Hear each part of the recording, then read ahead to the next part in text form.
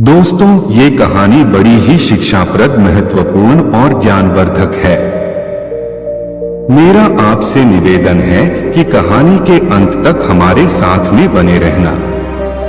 नमस्कार दोस्तों, बुद्धा से इंस्पायर्ड यूट्यूब चैनल में आपका दिल से स्वागत है। एक बार एक युवा लड़का परेशान होकर एक पेड़ के नीचे बैठा था। वह लड़का अपनी रोजमर्रा जीवन से परेशान हो गया था। ऊपर से उसके घर वालों के रोज ताने सुनता। उसके घर वाले रिश्तेदार जब भी उसे मिलते तो वह बस यही उससे कहते कि अभी तक तुम अपने जीवन में क्या कर रहे हो। उसके घर वाले भी अब उसकी इस समस्या को लेकर बहुत चिंतित रहने लगे थे। वे सोचते थे इसका क्या होगा, ये अपने जीवन में कुछ कर पाएगा भी या नहीं। जब भी वह कहीं पर काम के लिए जाता तो लोग उसके सीधेपन का फायदा उठाते, उसे परेशान करते। वह कुछ ज्यादा कह नहीं पाता था, जिसके कारण उसे कोई कुछ भी कह देता और वहां से चला जाता है। इन्हीं सब कारणों की वजह से उसका मन कहीं भी किसी भी काम में नहीं लगता। वह हर काम को कुछ ही दिनों में छोड़ दिया करता। उसके मन में बहुत कुछ चल रहा था।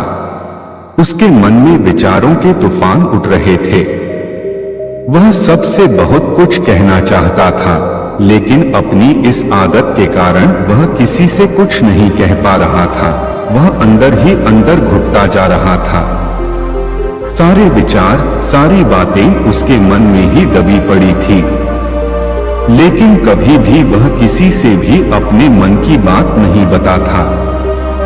एक दिन की बात है, वह लड़का चलते चलते काफी दूर आ गया था।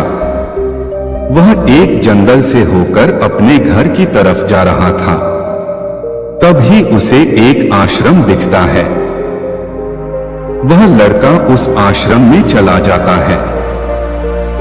वह जाकर के देखा कि एक महात्मा अपने शिष्यों को उपदेश दे रहे थे। वह मुझे कभी नहीं मिला। हमेशा असफलता और निराशा ही मेरे हाथ लगी है। लेकिन मैं ऐसे बहुत से लोगों को जानता हूं जिनकी जिंदगी में किसी भी चीज की कोई कमी नहीं है। उन्होंने अपने जीवन में जो कुछ भी चाहा वो सब उन्हें मिला है। गुरुवर, आखिर ऐसा क्यों होता है कि कुछ लोगों को सब कुछ मिलता है?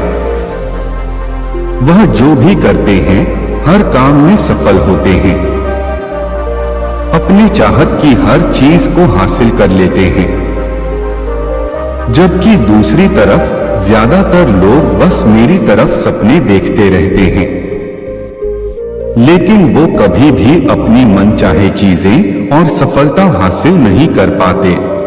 तो आप मुझे कोई ऐसा तरीका बताएं जिससे मैं भी अपने भाग्य को ठीक कर सकूं और मन चाहे सफलता हासिल कर सकूं। बौद्ध भिक्षु ने लड़के की पूरी बात ध्यान से सुनी और फिर कहा, भंते, तुम जिन सफल लोगों की बात कर रहे हो सकता है कि उनमें से कुछ लोग अपने भाग्य के सहारे सफल हो गए हों, लेकिन ज्यादातर लोग भाग्य के सहारे नहीं बल्कि इसीलिए सफल है क्योंकि उन्होंने ये सफलता कमाई है। हम सही तरीके और शांत मन के साथ सोचकर जीवन में आने वाली हर चुनौती का समाधान खोज सकते हैं। बेटा, इससे पहले मैं तुम्हें 3 प्रश्न बताना चाहता हूँ। महात्मा ने कहा, पहला, कौन किसके भाग्य का खाता है? दूसरा, संसार का सबसे बड़ा बलवान कौन है? और तीसरा, जो अपनी बात से मुकर जाता है उसका अंत में क्या अंजाम होता है? तब महात्मा कहते हैं, भंते, यह तीनों ही प्रश्न बहुत ही महत्वपूर्ण है, क्योंकि इन तीनों प्रश्नों के उत्तर हर मनुष्य को जानना जरूरी होता है। इसलिए मैं तुमको एक कहानी के माध्यम से सुनाता हूँ। उस कहानी में तुमको इन तीनों प्रश्नों के जवाब मिल जाएंगे। तुम कहानी को ध्यान लगाकर सुनना। तब वह लड़का कहता है, जी गुरुदेव, कृपया आप कहानी सुनाएं। एक जंगल में एक विशाल बरगद का पेड़ था। उस पेड़ पर एक बाज पक्षी रहता था। उस बरगद से थोड़ी ही दूर पर एक बिल था। उस बिल में एक सर्प रहता था। फिर एक दिन जैसे ही सर्प बिल से बाहर निकलने लगा तो उस सर्प को वह बाज पक्षी देख रहा था। जब सर्प बिल से बाहर निकलने लगा तो उसी समय बाज सर्प पर जफता, परंतु सर्प अपने बिल से अधिक बाहर नहीं निकला था, इसलिए वह वापस बिल में चला गया। फिर थोड़ी देर बाद सर्प ने अपना मुंह बिल से बाहर निकाला और देखने लगा कि बाज पक्षी यहीं पर है या कहीं पर चला गया। फिर वह बाज पक्षी दोबारा उस सर्प पर जफता, परंतु वह फिर से वापस अपने बिल के अंदर छुप गया। जैसे ही सर्प अपने बिल से बाहर निकलने का प्रयास करता तो बाज उस पर हमला करता और उसे उठाकर ले जाने की कोशिश करता। बाज मन में सोच रहा था कि जब भी तू बाहर निकलेगा तो मैं तुझे अपना भोजन बना लूंगा। और सर्प उस बाज के डर से बिल में छुपा रहता है। जब सर्प को उस बिल में रहते हुए काफी समय हो जाता है तो सर्प मन में विचार करने लगता है कि यदि राजा विक्रम कहीं से आ जाए तो वह दूसरों के कष्टों का हरण करते हैं और राजा विक्रम ही ऐसे हैं जो मुझे इस बाज से बचा सकते हैं।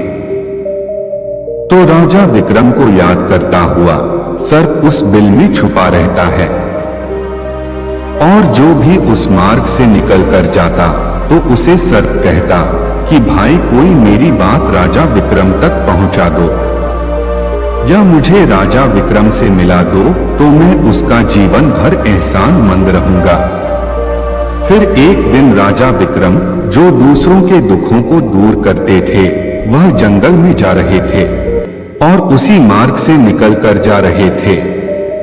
तभी सर्प को पता चला कि रास्ते से कोई जा रहा है तो वह सर्प बिल के अंदर से ही कहने लगा, भाई कोई मुझे राजा विक्रम से मिला दे तो मैं उसका जीवन भर एहसानमंद रहूंगा। यह बात जब राजा विक्रम ने सुनी तो राजा विक्रम कहने लगा, क्यों भाई आपको राजा विक्रम से क्या काम है? तो सर्प कहने लगा, देखो भाई राजा विक्रम दूसरों के दुखों का हरण करते हैं और मैं बहुत दिनों से इसी बिल में पड़ा हुआ हूँ। मैं बहुत दुखी हूँ। यदि मैं इस बिल से बाहर निकलता हूँ तो इस वृक्ष पर एक बाज पक्षी का निवास है। वह बाज मुझ पर उसी समय हमला करता है, इसलिए मैं इस बिल से बाहर नहीं निकलता हूँ और ना ही मुझे कुछ खाने को मिलता है। मैं ऐसे ही इस बिल में पड़ा हुआ हूँ, ऐसे ही अपना जीवन व्यतीत कर रहा हूँ। राजा विक्रम कहने लगे कि हे सर्पराज, मैं ही राजा विक्रम हूँ। बताओ तुम्हारे कष्ट का निवारण कैसे करूं? तो सर्प कहने लगा, हे महाराज, जैसा आपको उचित लगे ऐसा ही कीजिए, लेकिन मेरा इस बात से पीछा छुड़ा दीजिए, नहीं तो यह एक दिन मुझे मार डालेगा। राजा विक्रम कहने लगे, हे सर्पराज, तुम कहो तो मैं तुम्हें इस वन में कहीं दूर छोड़ दूं। सर्प कहने लगा, महाराज, जब आप मुझे दूर छोड़ने जाओगे तो यह बांस हमें देख लेगा और यह वहीं पर जाकर फिर से बैठ जाएगा और मौका मिलते ही यह मुझे मार डालेगा। राजन, आप मुझे कुछ समय के लिए आपके अंदर में बिठा लीजिए, आपके पेट में बैठने के लिए मुझे स्थान दे दीजिए। जब इस बांस को पता नहीं चलेगा कि सर्प कहाँ गया और मैं आपके साथ इस वन से बहुत दूर चला जाऊंगा और आगे जाने के बाद मैं आपके पेट से बाहर आ जाऊंगा। राजा विक्रम कहने लगे, ठीक है सर्प, आज आप मेरे पेट में प्रवेश कर जाए। राजा विक्रम अपना मुंह खोल देते हैं और वह सर्प राजा विक्रम के पेट में प्रवेश कर जाता है डेवलपमेंटल और राजा विक्रमन के पेट में जाकर के बैठ जाता है। जब राज विक्रम आगे गए और आगे काफी दूर पहुंचने के बाद सर्प से कहने लगे कि हे नागराज, अब आप मेरे पेट से बाहर आ जाए। अब यह सुनसान वन है, इसमें कोई बाज आपको परेशान नहीं करेगा। यह बात सुनकर नागराज कहने लगा कि नहीं महाराज, अब मैं आपके पेट से बाहर निकलने वाला नहीं हूं। राजा विक्रम ने कहा, क्यों भाई, आपने तो मुझसे यह वादा किया था कि आप मुझे आगे सुनसान वन में छोड़ देना, मैं आपके पेट से बाहर निकल जाऊंगा। अब क्या हुआ, सुनसान वन आ गया, अब आप बाहर निकलिए। सांप कहने लगा कि देखो महाराज, जैसा रहने का आनंद आपके पेट में है वैसा उस बिल में नहीं मिलता।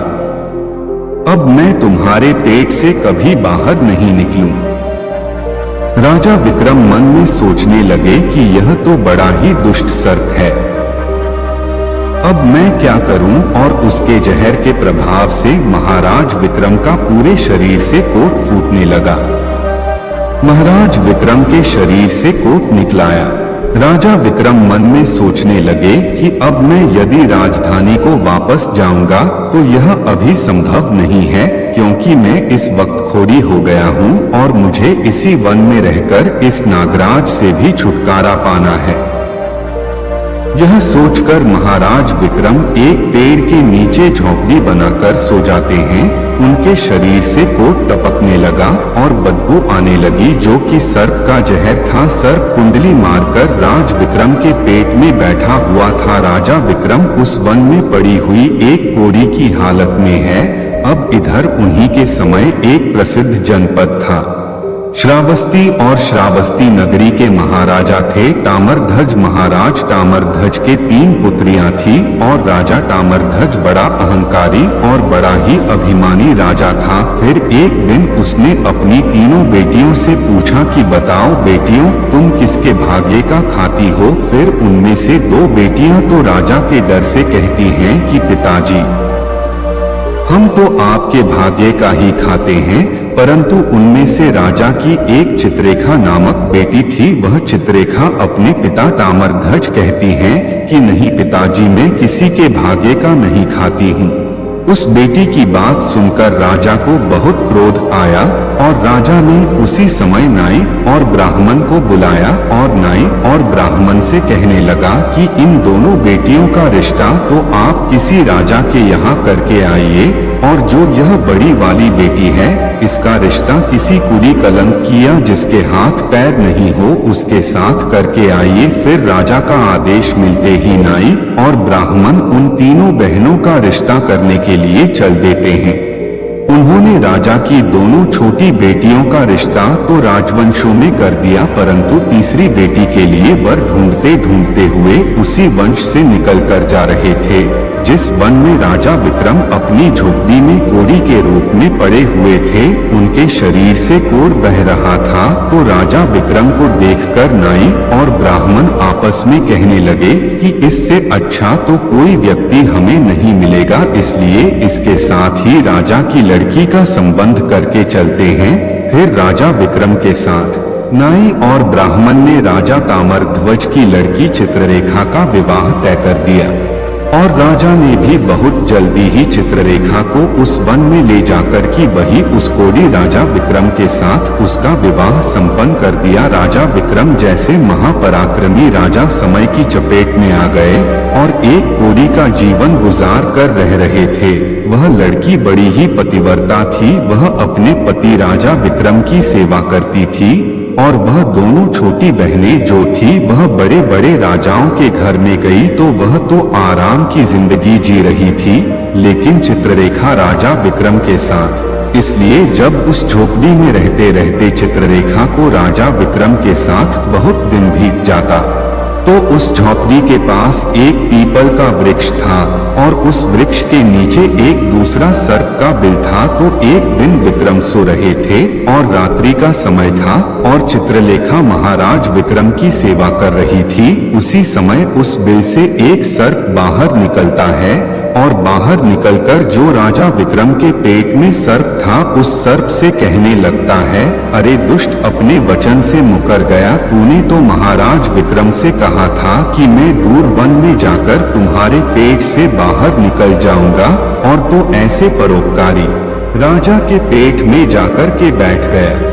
तुम्हारे जहर के कारण राजा के पूरे शरीर से कोट निकल आया। अरे तुझे शर्म नहीं आई कि तूने कितना गलत काम किया है? क्योंकि इतने समय में राजा विक्रम न जाने कितने ही जीवों का दुख दूर करते। वह सिर्फ आगे कहता है, यदि कोई सुन रहा हो तो मैं तेरे मरने का उपाय बताता हूँ। यदि कोई गंगा जल ला करके इस राजा को पिला दे तो तेरे उसी समय 100 टुकड़े हो जाएंगे और मल के रास्ते से बाहर निकल जाएगा। अब राजा के पेट के अंदर बैठा हुआ जो सर्प था वह दूसरे सर्प से कहने लगा कि तेरे जैसा भी मैंने कभी नहीं देखा। धन के खजाने पर कुंडली मार कर बैठा है। यदि यह धन मानव समुदाय के कल्याण के लिए लगाया जाता तो इससे ना जाने कितने मानवों का भला होता। मैं भी तेरे मरने का उपाय बताता हूँ। यदि कोई सुन रहा हो तो कोई पीपा तेल गर्म करके तेरे बिल में डाल दे तो उसी समय तू नष्ट हो जाएगा, और इस बिल वाले स्थान की खुदाई करेगा तो यहाँ पर अपार धन संपत्ति निकलेगी। उस बात को चित्रलेखा बड़े ध्यान से सुन रही थी। चित्रलेखा के मन में विचार आया, यह राजा विक्रम है और इनके पेट में एक सर्प बैठा हुआ है, इस कारण महाराज की शरीर से कोढ़ निकल रहा है। तो वह बेचारी चित्रलेखा एक ऋषियों के आश्रम पर पहुंचती है और उन ऋषियों से अनुरोध करती है कि महात्मा, मुझे एक गिलास गंगा जल की आवश्यकता है। ऋषियों ने कहा, कौन हो, गंगा जल का क्या करेगी? तो वह चित्रलेखा कहने लगी है, मुनिवर, मैं राजा ताम्रध्वज की बेटी चित्रलेखा हूँ और मेरे पति के लिए मुझे दवा के रूप में गंगा जल चाहिए। उस ऋषियों ने उसे एक गिलास गंगा जल दे दिया। अब चित्रलेखा गंगा जल लेकर जल्दी ही महाराज विक्रम के पास पहुंच गई और पहुंचकर महाराज विक्रम से कहने लगे कि महाराज, यह दवाई है, आपके कोढ़ को सही करने के लिए आप इसे ग्रहण कीजिए। राजा विक्रम उस गंगा जल को पी गए। अब तो राजा का कोढ़ धीरे धीरे सही होने लगा और कुछ ही दिनों में राजा का कोढ़ बिल्कुल सही हो गया। राजा का पूरा उपचार हो गया। राजा पहले की तरह स्वस्थ हो गए। अब राजा विक्रम से चित्रलेखा कहने लगी है, महाराज, मैं एक स्त्री हूँ, इस शहर में नहीं जा सकती हूँ। आप शहर में जाएं और एक पीपा तेल लेकर आ जाए। राजा विक्रम कहने लगे कि चित्रलेखा, उस तेल का तुम क्या करोगी? चित्रलेखा ने कहा, महाराज, आप पहले तेल का पीपा लेकर आइए, फिर मैं आपको बताऊंगी।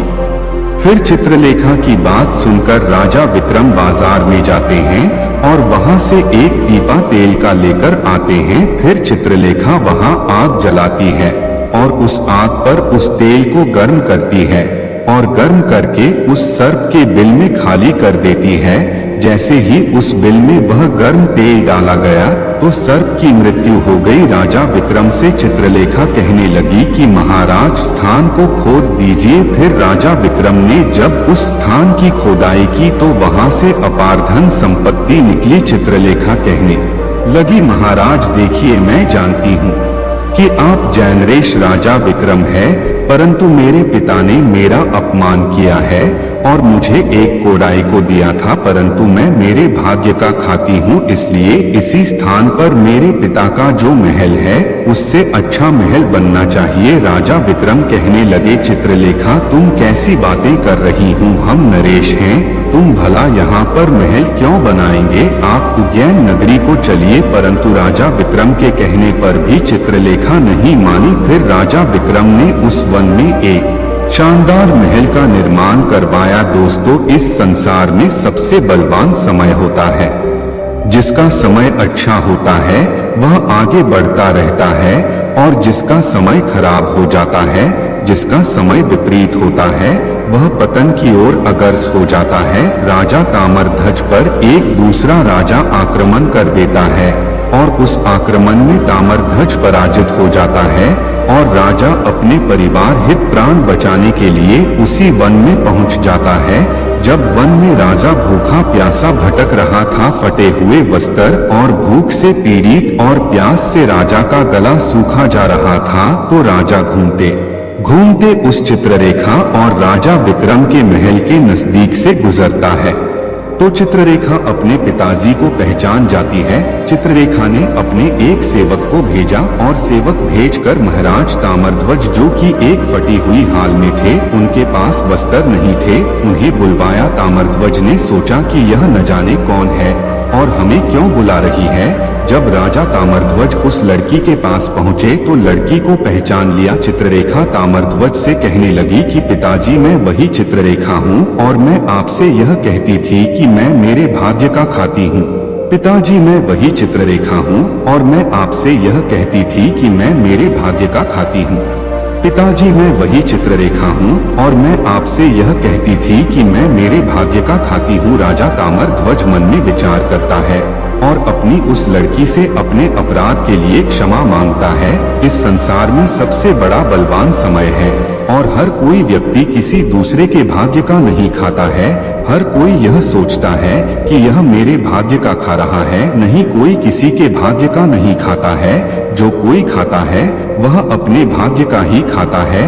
हर दाने दाने पर खाने वाले का नाम होता है। आप यह ना सोचे कि हम किसी को खिला रहे हैं, आप किसी को खिलाने वाले कौन होते हैं? इस संसार को खिलाने वाला तो एक ही है और वह है भगवान। जो अपनी बात से मुकर जाता है उसका अंत वही होता है। जो राजा विक्रम के पेट में बैठे हुए उस सर्प का हुआ था, अब वो अपनी चित्ररेखा ने राजा ताम्रध्वज पे बड़ा स्वागत किया। वह राजा विक्रम महाराज ताम्रध्वज को अपने साथ उज्जैन ले आए और में राजा विक्रम ने अपनी सेना राजा ताम्रध्वज के साथ भेजी और जिस राजा ने ताम्रध्वज को पराजित किया था उससे अपना राज्य वापस पा लिया। दोस्तों, जिसकी किस्मत अच्छी होती है, जिसके कर्म अच्छे होते हैं, उसे ईश्वर कहीं ना कहीं से देता है। हम और तुम तो अपने परिवार का पालन करने में भी हिचक जाते हैं, लेकिन इस संसार का पालन करने वाले को देखिए, वह पूरे संसार का हर जीव जंतुओं का ध्यान रखता है। महात्मा फिर उस लड़के को कहते हैं कि अब तुम्हें उन 3 प्रश्न का जवाब मिल गया होगा। लड़के ने कहा, जी महात्मा। फिर उस लड़के ने महात्मा को धन्यवाद किया और अपने घर लौट आया। उसके बाद उस लड़के ने बहुत मेहनत किया और अपन तो चलिए मिलते हैं ऐसी ही कोई नई कहानी में। तब तक के लिए अपना ख्याल रखें। धन्यवाद और नमो बुद्धाय।